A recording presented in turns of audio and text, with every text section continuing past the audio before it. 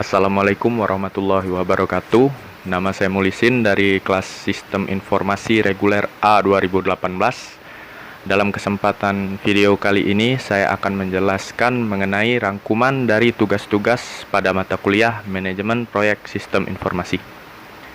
Di sini saya akan menjelaskan mengenai proyek Sistem Informasi Penggajian Karyawan pada Koperasi.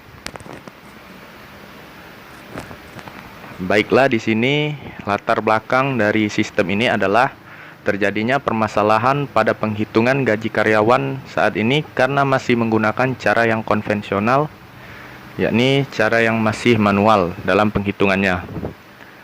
Sering terjadi kesalahan dalam penghitungan dan waktu yang cukup lama pada proses ini. Itu adalah yang melatar belakangi dibangunnya sistem informasi ini. Selanjutnya, tujuan dari sistem informasi ini adalah merancang dan membangun suatu sistem penggajian karyawan berbasis web untuk mempermudah dan mempercepat proses penghitungan gaji karyawan secara akurat, efektif, dan efisien. Selanjutnya, manfaat. Manfaat dari proyek ini dapat menyelesaikan permasalahan yang ada. Saat ini yang menjadi permasalahan adalah terjadinya kesalahan pada penghitungan gaji karyawan karena masih menggunakan cara yang konvensional. Dengan adanya sistem informasi ini diharapkan dapat menyelesaikan masalah yang ada seperti pengumpulan data absensi, gaji pokok, tunjangan, insentif, lembur, rekap absen karyawan, dan lain-lain. Lingkup kegiatan pada proyek ini adalah proyek ini menggunakan metode waterfall. Jadi metode ini adalah metode yang harus diselesaikan dulu step sebelumnya baru bisa melanjutkan step selanjutnya. Kegiatan perancangan sistem ini sebagai berikut. Yang pertama ada investigasi awal, lalu ada analisis, lalu perancangan dan desain sistem, lalu coding, dan yang terakhir adalah implementasi sistem. Selanjutnya, waktu dan jadwal kegiatan. Pada pelaksanaan proyek ini membutuhkan waktu selama 40 hari dengan rincian seperti tabel berikut. Pada kegiatan pertama yakni investigasi awal, mulai tanggal 1 bulan 10 2020 selesai pada tanggal 6 bulan 10 2020 dengan durasi 6 hari. Lalu yang kedua itu kegiatan analisis dimulai tanggal 7 bulan 10 2020 selesai pada tanggal 13 bulan 10 2020 dengan durasi 7 hari. Selanjutnya kegiatan perancangan dan desain sistem mulai pada tanggal 14 bulan 10 2020 selesai pada tanggal 22 bulan 10 2020 dengan durasi selama 9 hari. Lalu kegiatan yang keempat yakni coding dimulai pada tanggal 23 bulan 10 tahun 2020 selesai pada tanggal 5 bulan 11 2020 dengan durasi 14 hari. Yang kelima yakni implementasi sistem. Dimulai dari tanggal 6 bulan 11 tahun 2020 selesai pada tanggal 9 bulan 11 2020 dengan durasi 4 hari. Nah, di sini ada anggaran proyek. Di tabel ini dapat kita lihat rincian biaya dan manfaat. Rincian biaya dapat dilihat mungkin pada video-video sebelumnya dengan total biaya pada tahun ke-0 yakni sebesar 25 juta, pada tahun ke-1 sebesar 1.050.000, pada tahun kedua sebesar 1.300.000, pada tahun ketiga sebesar 1.550.000. Lalu rincian manfaat, ada manfaat wujud dan tak wujud. Dengan total wujud pada tahun ke-0 belum ada, pada tahun ke-1 sebesar 2.650.000, pada tahun kedua sebesar 3.300.000, pada tahun ketiga sebesar 3.900.000. Lalu total tak wujud pada tahun ke-1 sebesar 6 juta, pada tahun kedua sebesar 8.500.000, pada tahun ketiga sebesar 11.050.000. Lalu total manfaat pada tahun ke-1 sebesar 8.650.000, pada tahun kedua sebesar 11.800.000, pada tahun ketiga sebesar 14.950.000. Lalu ada prosit, yakni selisih antara total manfaat dengan total biaya. Nah, jadi total manfaat tadi adalah jumlah dari total wujud dan total tak wujud.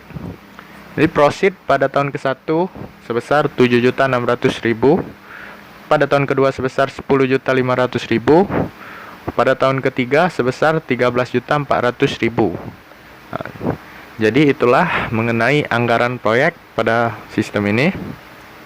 Selanjutnya ada cost benefit analysis. Ada 4 yang akan kita jelaskan di sini. Yang pertama adalah analisis payback periode. Yang kedua analisis return on investment atau ROI. Yang ketiga analisa net present value atau NPV. Yang keempat ada metode tingkat pengembalian internal atau IRR. Yang pertama, analisis payback periode. Perhitungan analisis payback periode sebagai berikut dapat kita lihat. Total biaya sistem pada tahun ke-0 sebesar 25 juta. Proceed pada tahun ke-1 sebesar 7.600.000. Ini diambil dari tabel anggaran proyek tadi. Sisa biaya sistem pada tahun ke-1 sebesar 17.400.000 dari hasil pengurangan total biaya sistem pada tahun ke-0 dikurang proceed pada tahun ke-1. Lalu sisa biaya sistem pada tahun ke-1 dikurang dengan proceed pada tahun kedua sebesar 10.500.000. Jadi sisa biaya sistem pada tahun kedua sebesar 6.900.000.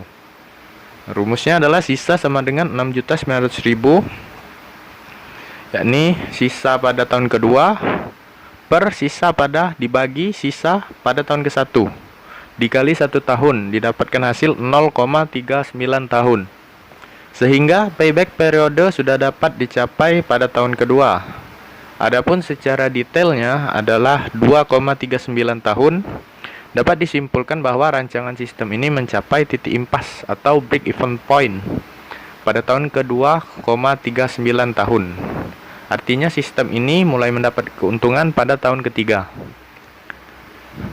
Selanjutnya kita akan menjelaskan mengenai analisis return on investment atau ROI. Perhitungan ROI sistem ini dapat kita lihat pada presentasi berikut.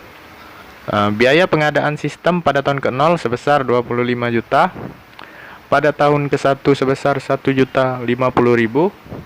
Pada tahun kedua sebesar 1.300.000. Pada tahun ketiga sebesar 1.550.000. Jadi total biaya sebesar 28.900.000 rupiah.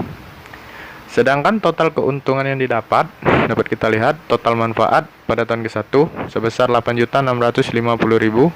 Pada tahun kedua sebesar 11.800.000. Pada tahun ketiga sebesar 14.950.000. Jadi total manfaat sebesar 35.400.000. Nah, di sini kita dapat lihat rumusan dari ROI adalah ROI sama dengan total manfaat dikurang total biaya dibagi total biaya dikali 100%. ROI sama dengan 35.400.000 dikurang 28.900.000 dibagi 28.900.000 dikali 100% didapatkan hasil 22,49%. Artinya sistem ini memberi keuntungan pada tahun ketiga sebesar 22,49%, sehingga sistem dapat dikatakan layak digunakan. Yang ketiga ada analisa net present value. Perhitungan analisis NPV itu sebagai berikut dapat kita lihat.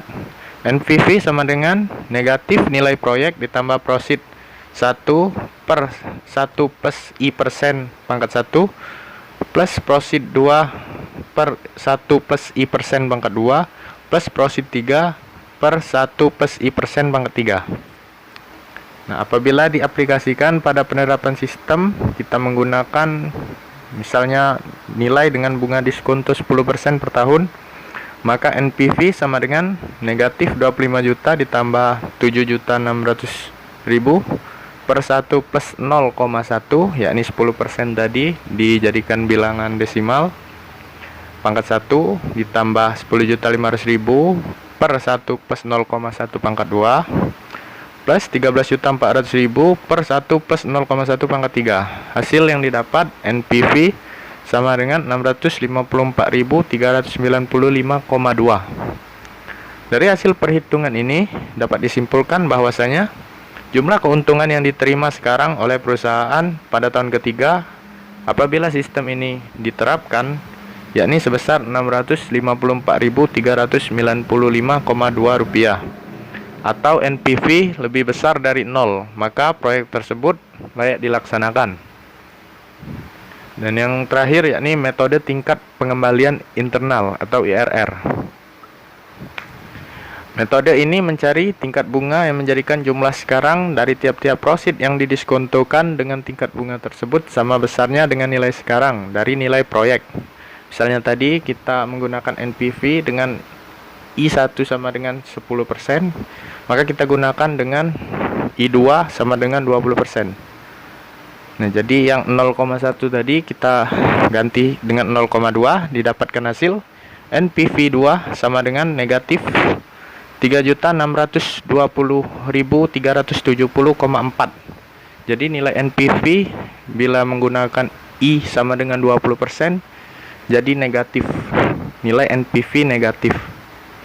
Nah, di sini kita masuk ke rumus IRR. IRR sama dengan 10% ditambah 20% dikurang 10%. Ini sesuai yang kita tadi, I2 dikurang I1 dikali 654.395,2 per NPV 1 dikurang NPV 2. Dapat kita lihat IRR sama dengan 10% ditambah 10% dikali 654.395,2 per NPV 1 seperti berikut nilainya, dikurang NPV 2, negatif ketemu negatif jadi positif.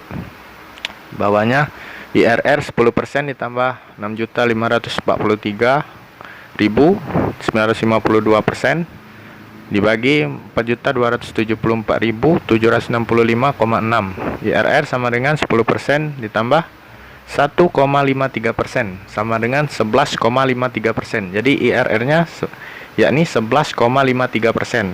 Artinya proyek ini akan menghasilkan keuntungan dengan tingkat bunga 11,53% per tahun. Apabila tingkat bunga pengembalian atau rate of return yang diinginkan 10% per tahun, maka IRR lebih dari 10%. Artinya proyek dapat diterima. Sekian penjelasan dari saya mengenai rangkuman dari tugas-tugas pada mata kuliah manajemen proyek sistem informasi dengan menggunakan proyek sistem informasi penggajian karyawan pada koperasi. Lebih dan kurang saya mohon maaf. Wassalamualaikum warahmatullahi wabarakatuh.